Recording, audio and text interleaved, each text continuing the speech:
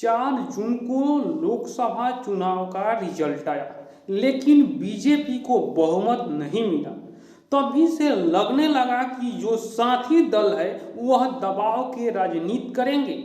लेकिन मोदी ने जब अपना मंत्रिमंडल का निर्माण किया तो ऐसा नहीं लगा। लेकिन जैसे जैसे दिन बीतता गया उन पर दबाव की राजनीति होती रही, चाहे वह चिराग पासवान हो, चाहे नीतीश कुमार हो, चाहे चंद्रबाबू नायडू हो। जी हाँ दोस्तों, ये विपक्ष के सुर में सुर मिलाते हुए नजर आए। अब तो आरएसएस वाले भी विपक्ष के साथ खड़े हो गए।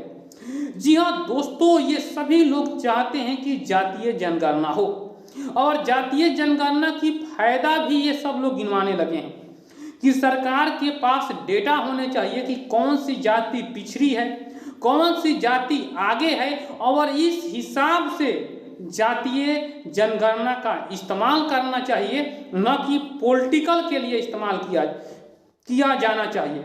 जी हाँ दोस्तों, ये सभी लोग चाहते हैं कि देश में कैसे बवाल हो, कैसे देश में दंगा हो, इसके लिए सभी दल तैयार दिखाई दे रही है। जी हाँ दोस्तों, चिराग पासवान ने अभी अभी जातीय जनगणना की समर्थन की।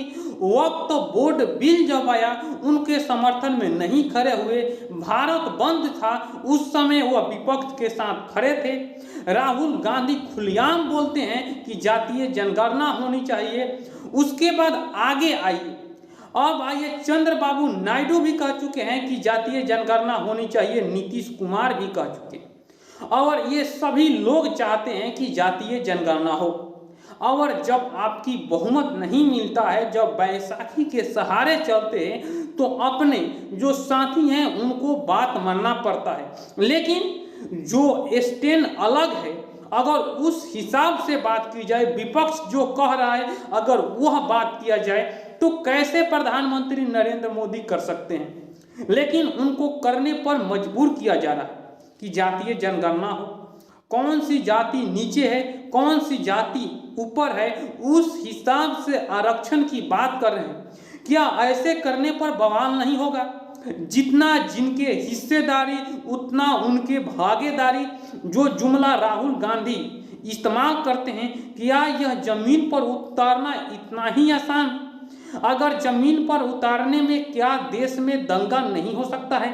अगर आपकी आरक्षण काट कर दूसरे को आरक्षण दिया जाए तो क्या वह जाति वाले चुप रहेंगे? अभी आप देखिए, एससी एसटी के लेकर जो सुप्रीम कोर्ट का आदेश आया है कि आरक्षण के ऊपर आरक्षण दिया जाए, उसमें चिराग पासवान ने अलग स्टैंड ले लिया। उसके बाद जीतन राम मांझी जो है वह 18 जातियों के हवाला दे रहे हैं कि बड़े भाई बड़े हो गए, छोटे भाई छोटे रह गए। यानी अभी तो जातीय जनगणना हुआ भी नहीं, केवल सुप्रीम कोर्ट इतना ही कह दिया कि आरक्षण के ऊपर आरक्षण हो, उस पर बवाल मच गया। और अगर जातीय जनगणना हो और पूरी जातीय जनगणना को उस आधार पर लागू किया जाए कि जिनकी भागीदारी कम है उनको ज़्यादा हिस्सा दिया जाए, क्या ऐसा संभव है? क्या ऐसा हो सकता है? क्या देश में दंगे नहीं हो सकते हैं? लेकिन ये विपक्ष क्या सोच रहा है, इनकी क्या मानसिकता है, ये समझ में नहीं आ रहा है। जी हाँ दोस्तों, आपको क्या लगता है कि जातीय जनगणना कराना चाहिए? क्या जातीय जनगणना होने पर भारत में कुछ नहीं होगा?